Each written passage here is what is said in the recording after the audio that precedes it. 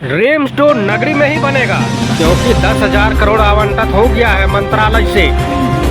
अब कई तरह के उसमें आरोपों लगाने की बात है, प्रदर्शन करने की भी बात चल रही है, लेकिन कोई काम नहीं आएगी क्योंकि सुरेश बैठा ने क्लियर एक शब्द में बोला कि रिम्स 2 बनेगा तो वहीं, क्योंकि वहाँ के लिए आवंटन हो गया है, भूमि अधिग्रहण हो गया है और जो किसानों का पैसा बाकी होगा उसको पैसा देने के बाद ही हम करेंगे।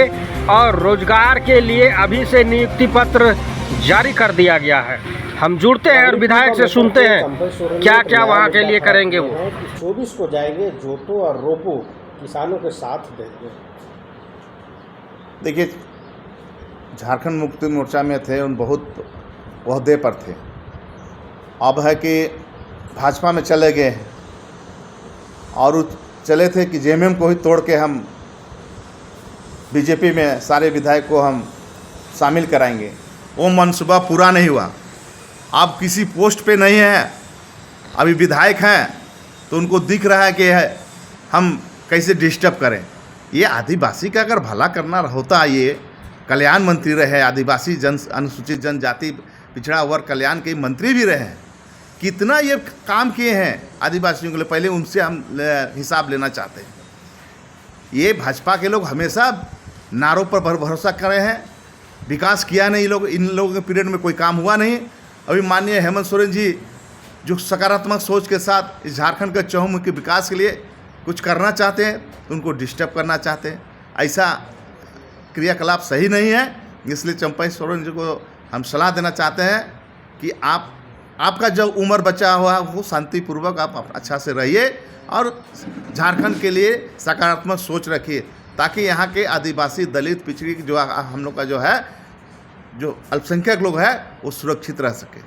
पिछले बार भी वहाँ के लोग प्रदर्शन किए थे, मैं भी गया था, तो वहाँ पे लॉ एंड ऑर्डर जो है एडीएम आए थे। उन्होंने बताया कि अलग अलग डेटों में उन लोग कोर्ट भी गया था, सभी जगहों से हार गए। देखिए, मैं तो सब जान रहा हूँ, इसीलिए मैं सरकार के कानूनी प्रक्रिया के तहत मैं बात करता हूँ।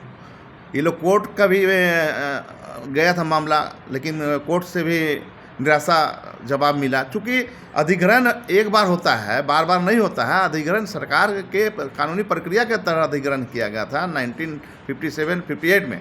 उसके तहत जो है सरकार ज़मीन दी है, बिरसा एग्रीकल्चर ज़मीन दी है सरकार को, जो सरकार के अधीन में है। इसलिए कहीं ईब बट का सवाल नहीं है। किसान का दर्द मुझे भी मालूम है, इसलिए हम कह सकते हैं कि किसान का जो भी बकाया राशि है या कुछ भी है, वो सरकारी प्रक्रिया के तहत उनको मिलेगा। इसमें चिंता करने की कोई ज़रूरत नहीं है।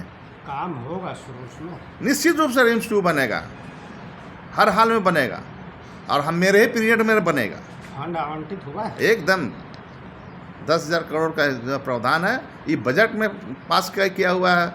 बजट सेशन चल रहा था, उस समय भी बात हुई थी कि रिम्स 2 बनेगा और नगरी में ही बनेगा। तो वहाँ के लोगों का रोजगार का उम्मीद है? एकदम रोजगार है। 132 लोगों को सबसे पहले नियुक्ति पत्र दी जाएगी, 3rd ग्रेड 4th ग्रेड की नौकरी।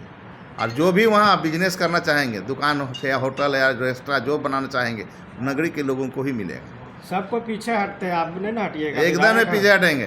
अंतिम समय तक हम रिम्स 2 बनाने के लिए लगे रहेंगे। तो आपके बाद भी बनेगा तो लोगों का रोजगार मिलेगा ना? निश्चित रूप से बनेगा, मिलेगा लोगों को।